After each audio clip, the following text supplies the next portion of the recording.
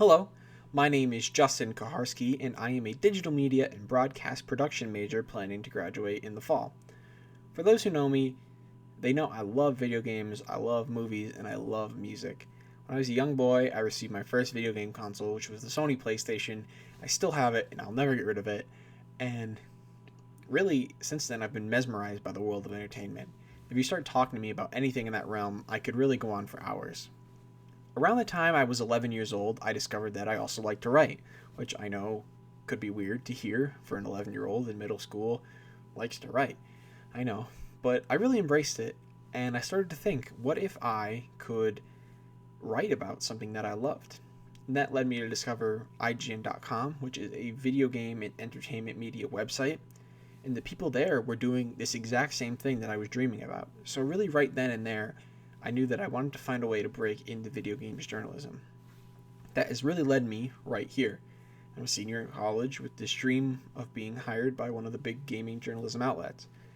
I've spent a lot of my time at Marywood writing for the Woodward, which is the student run online news source, and I've gained a lot of experience writing with them. And now that I'm a senior getting ready to graduate, I figured this would be a great time to get this necessary experience writing about video games. So that is why, for my senior project, I decided to create Play In, Play Out.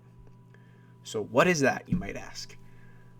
Aside from a painful pun based off the saying day in, day out, Play In, Play Out is what I call an entertainment blog. For the last few months, I've shared my thoughts on gaming, on movies, and on music in a review or commentary format. I really made this blog for two reasons. One, just to get my voice out there, and two, to practice writing about these things that I love. If no one sees it or a million people see it, that ultimately doesn't matter to me. I was doing this because it is just what I love to do, plain and simple. I read IGN.com every day, so I had a decent understanding of how to write like them, but IGN isn't a blog, so I wanted to find a way to sound like the IGN writers, but still inject some of my personality into my writing and to be able to share some of my own experiences. So, in order to do this, I looked around and I read some other blogs, and ultimately, I learned how to do it. Although I do plan on writing into the future, I'm really happy with how things have turned out so far. I believe this experience has been a very positive one, and I've really seen my writing get better and develop throughout the course of the last couple of months, which was really important for me when I'm coming into this, and I'm happy to say that is mission accomplished there for me. And really, especially during these times, to sit down and write about something that I love, it was really comforting, and it was just a really nice experience to write about something that I'm passionate about. So now I want to talk a little bit about some of my favorite pieces that I wrote and share a little bit of insight into what my process has been like. So going into the blog, I had a general idea of the pieces I was going to write. I had a list of ideas that I thought was cool, but I really wanted to stay flexible in case something came up that I was really excited to write about, so that way I could maybe push one of those a couple of days later or a week ahead or whenever I would get around to being able to write again. So being flexible was very important for me, and one example of how I was flexible was when I wrote a piece titled How I'm Staying Connected with Friends During the Coronavirus Outbreak. So when I started the blog, I was not expecting this to happen. Nobody was. But then, about a month in, we were facing this coronavirus pandemic. So I sat down and I started to write, and I feel like as a result, this piece really came from the heart.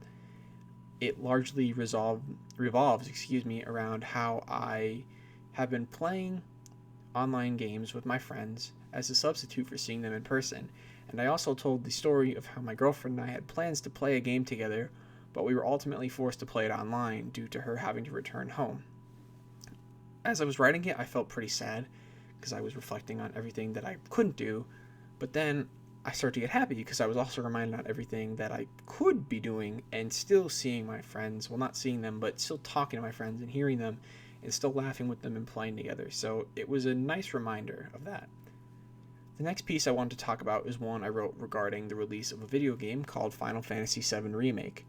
This piece is one of the more unique ones in my blog because I actually used my video editing skills to create a video portion to go along with it, because I felt that if I was going to influence somebody to buy something, that they would probably want to see the game before they made a purchase. So, here's a quick excerpt from the video I made. Even though the remake was announced in 2015, gamers went years without hearing anything super substantial about its release. So being able to sit down and finally play it is almost like breathing a sigh of relief. This game is finally coming out. Playing as an iconic character such as Cloud Strife in high definition glory is something gamers have wanted for many years now. Everyone remembers the now infamous PlayStation 3 tech demo that got everyone's hopes up for a remake at E3 2005, but that never came to fruition. So playing this game on modern hardware is somewhat of a dream come true. Now, disclaimer, I've never actually played through the original Final Fantasy VII on PlayStation 1, so I can't speak for how accurate the remake is compared to the original. But I've played enough of it to know that the section playable in the demo is a pretty faithful recreation of its PS1 counterpart. I would say the piece I had the most fun writing was titled "The Strange Phenomenon That Is Buying Games More Than Once." I say most fun because I was basically laughing at myself the entire time I wrote it. At one point I wrote, "On Black Friday, I purchased the most recent God of War for the second time.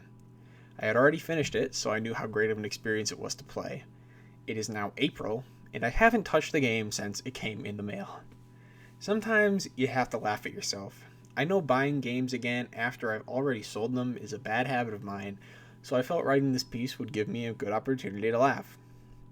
One last piece I want to mention is a post, titled "The Story of Discovering My Favorite Band." I want to bring this one up because I feel as though my personality really shines through. I believe the music you listen to serves as a way to express yourself, and here I talk about my favorite band, Breaking Benjamin. It was a lot of fun for me to reminisce on all the times I've seen them, which as of right now is 6. It was supposed to be 7 this year, but that remains to be seen. And it was also really cool to talk about how I discovered them in the first place, and I was also able to put my own photos into the piece, so it was awesome to have those tell part of the story as well. Some of my other posts include an introductory piece, one about my top 5 favorite movies, one about some coronavirus advice, and if you're interested in reading them, I would welcome you to check out playinout.wordpress.com.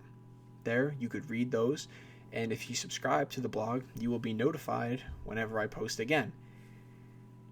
So to end my presentation, I would be remiss if I didn't thank a few people. I want to thank my parents for supporting me and having my back for whatever it is that I want to do. I want to thank my girlfriend Katie for always having my back as well, and she's always been there for me whenever I needed her, and she's always offered me advice, and she's always helped me with story ideas or to help me if something doesn't make sense in my head. She's been a great help to me, so I thank her very much. I want to thank all my closest friends such as Austin, Evan, Tom, Brendan, Anthony, Marty, Nicolo, and Brandon, and just anybody who has contributed to my love of the entertainment industry. I thank you very much. I want to thank all my great teachers that I've had at Marywood, such as Dr. Richards, Dr. Lawrence, Ernie Mangoni, for caring so much for my success and caring so much about giving me a good education. I want to thank Kim Petro specifically for allowing me to sit in her office for hours and letting me just vent and overthink everything. And I want to thank her for helping me get through all those times, if they were hard because of school or for another reason. She's been a big help for me. And last but not least, I have to thank Dr. Lindsay Wutanis, who's been so incredibly supportive of me during my time at Marywood. She has pushed me so much further than I ever thought possible, and I'm eternally grateful to have had her as a teacher, as a mentor, an advisor, and most importantly, as a friend. Thank you for watching my senior presentation. Be sure to check out all the other senior videos by clicking on our channel below. Thank you.